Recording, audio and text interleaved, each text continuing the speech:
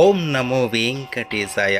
11వ శతాబ్దంలో వెంకటేశ్వర స్వామి స్వరూపం పైన ఎన్నో అనుమానాలు ఉండేవి. స్వామి వారిని అమ్మవారి స్వరూపంగా భావించిన సందర్భాలు కూడా ఉన్నాయి. సాధారణంగా ఆగమ శాస్త్ర నియమాల ప్రకారం స్వామికి శుక్రవారం అభిషేకం చేస్తారు. శుక్రవారం అభిషేకం అమ్మవారికి కూడా చేస్తారు కదా. అది ఒక కారణమైతే ఆనంద నిలయానికి 4 వైపులా సింహం ప్రతిమలు ఉండడం. సాధారణంగా సింహం అమ్మవారి వాహనం కదా.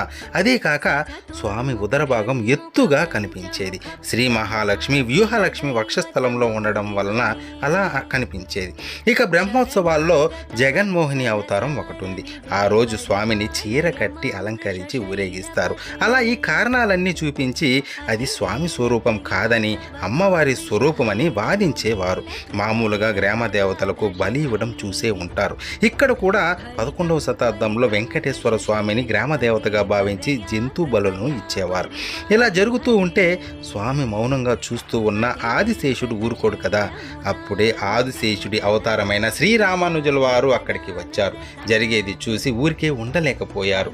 అప్పటి యాదవరాజును ఒప్పించి ప్రజలందరినీ సమావేశపరిచి ఇతిహాసాలు పురాణాల్లోని స్వామి ఆవిర్భావం తర్వాత వైభవాన్ని చూపించి వివరించారు. ఆయన వాదనను కొంతమంది వ్యతిరేకించినా అందులో నిజాన్ని నిదానంగా గ్రహించారు.